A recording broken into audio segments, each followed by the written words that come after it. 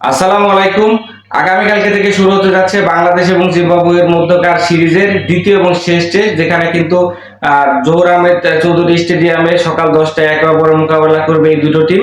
ইতিমধ্যেই কিন্তু প্রথম টেস্টে জিম্বাবুয়ে 3 উইকেটের ব্যবধানে বাংলাদেশকে হারিয়ে দিয়ে সিরিজে 1-0 এগিয়ে রয়েছে। তো বাংলাদেশ কিন্তু এই ম্যাচটা জয়ের কোনো বিকল্প নেই। এই ম্যাচ জয়ের মাধ্যমে কিন্তু 1-1 ড্র করে হলে অন্তত এই সিরিজটা শেষ করতে চাইবেন। সিরিজ শুরুর আগে কিন্তু বাংলাদেশকে ফেভারিট ধরা হচ্ছিল, কিন্তু জিম্বাবুয়ে কিন্তু সেটা ভুল প্রমাণ করলেন এবং দ্বিতীয় টেস্টে নামার আগে কিন্তু জিম্বাবুয়েকে এখন অনেকটা এগিয়ে রাখতে হচ্ছে, কারণ বাংলাদেশ কিন্তু প্রথম টেস্টে খুব বাজে ব্যাটিং করেছেন এবং ওই বাজে ব্যাটিং এর কারণে কিন্তু বাংলাদেশ দ্বিতীয় টেস্টে কিছুটা পিছিয়ে থেকে শুরু করবো বলে আমার কাছে মনে হয়। এই টেস্টে সিলেট টেস্টে মূলত বাংলাদেশের বোলাররাই কিন্তু বাংলাদেশকে ম্যাচে রেখেছিল। বিশেষ করে মিরাজ কিন্তু দুই টেস্টেই পাঁচ পাঁচ করে মোট 10টি উইকেট নিয়েছেন। তাইজুল ইসলামও ভালো বল করেছেন। পাশাপাশি যে তিনজন পেসার ছিল আমাদের, নাহিদ রানা, এখানে খালেদ আহমেদ এবং হাসান মাহমুদ, তারা কিন্তু দুর্দান্ত বোলিং করে। যদিও খুব বেশি উইকেট না নিলেও তাদের কিন্তু বোলিং এর লাইনটা ছিল চমৎকার। দ্বিতীয় টেস্টে কিন্তু ইতিমধ্যে আমাদের নাহিদ রানা কে বিশ্রাম দেওয়া হয়েছে, তার বদলে কিন্তু তানভীর ইসলামকে দলে সুযোগ দেওয়া হয়েছে। এখন দেখার বিষয় আমরা কি দুইজন পেসার নিয়ে খেলবো না তিনজন পেসার নিয়ে খেলবো। এখানে হয়তোবা তানজিদ হাসান সাকিবের কিন্তু ডিবু হয়ে গেলেও হতে পারে। তবে বাংলাদেশের বোলিং নিয়ে খুব একটা কনসার্নের জায়গা হয়তো বা থাকছে না, কিন্তু ব্যাটিং নিয়ে কিন্তু প্রচুর এখানে আমাদের উদ্বেগের বিষয় থাকছে, কারণ ব্যাটিং এ কিন্তু আমরা বরাবরই ডিজাস্টার পারফর্ম করি, সেটা হোম হোক অথবা অ্যাওয়ে হোক। এখন দেখা যাচ্ছে জিম্বাবুয়ের বিপক্ষে কিন্তু সেই ধারাবাহিকতা ব্যাটসম্যানরা বজায় রেখেছে। বিশেষ করে টপ অর্ডারে দুজন যে ব্যাটসম্যান আছে আমাদের ওপেনার, তারা কিন্তু রেগুলার খেলার সুযোগ পেলেও ধারাবাহিকভাবে ব্যর্থ। যদিও এখানে একটা আশার আলো আমাদের দেখাচ্ছে এনামুল হক বিজয়, তাকে কিন্তু দ্বিতীয় টেস্টের জন্য ইনক্লুড করা হয়েছে ইতিমধ্যে। এবং আপনারা সকলে জানেন যে বিজয় কিন্তু প্রিমিয়ার লিগে অসাধারণ ফর্মে আছে। তিনি কিন্তু আমাদের প্রথম ব্যাটসম্যান হিসেবে সেঞ্চুরির 50 করেছে কয়েকদিন আগে। তো তিনি ওই পারফর্মটা কিন্তু জাতীয় দলে বজায় রাখতে চাইবেন। তবে আমি এখানে টিম ম্যানেজমেন্ট এবং সিলেক্টরদের বলবো যে বিজয়কে আপনারা অন্তত 4-5টা টেস্ট খেলার সুযোগ দেন। এর আগে দেখা গেছে যে বিজয় কিন্তু পর্যাপ্ত সুযোগের অভাবে কিন্তু জাতীয় দলে ইন করেও আবার ছিটকে গেছেন।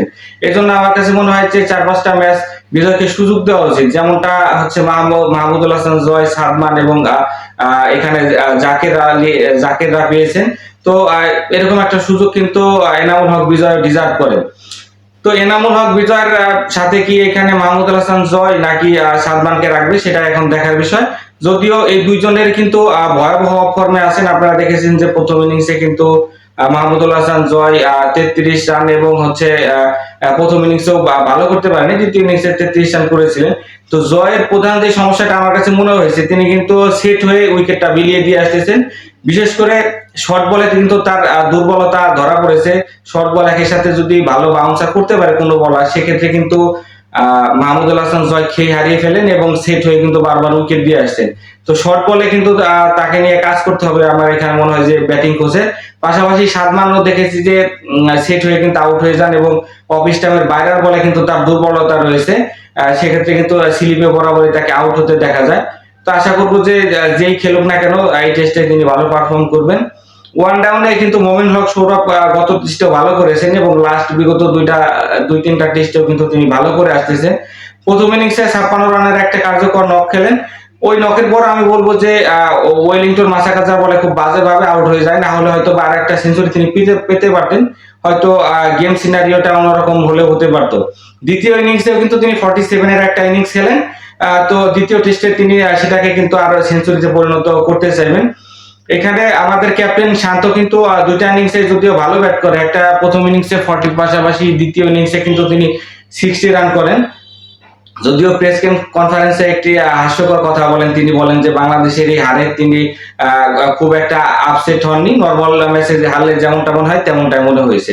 তো ব্যক্তিগতভাবে আমি চাইবো বাংলাদেশের প্লেয়াররা প্রেস কনফারেন্সে এরকম কথাবার্তা না বলে ক্রিকেট মাঠে যেন তাদের সেরাটা দেয়, কারণ তাদের মূল লক্ষ্যটা থাকা উচিত বাংলাদেশকে জয় এনে দেওয়া।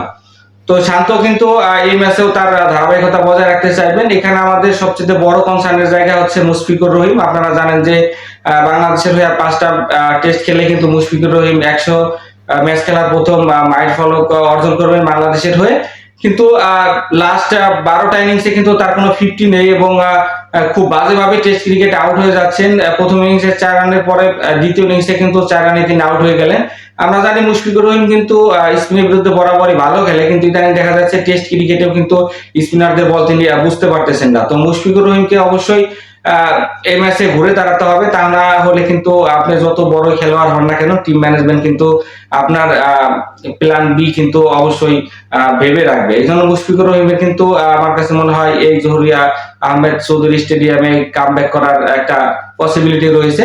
একই সাথে কিন্তু মেহেদী হাসান মিরাজের উপরে কিন্তু আমাদের অনেক ভরসা।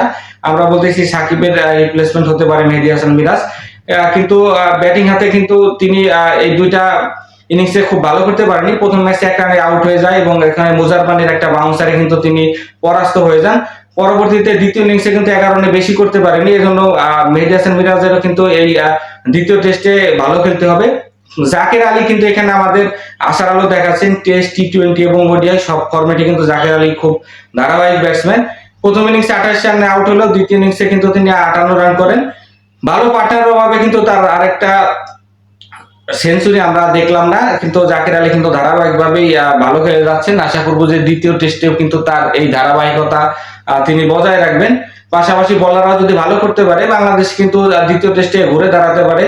প্রথম টেস্টে খুব বাজেভাবে হারের পর আমি বলবো বাংলাদেশ কিন্তু দ্বিতীয় টেস্ট জিতে সিরিজে 1-1 সমতা শেষ করতেই পারে।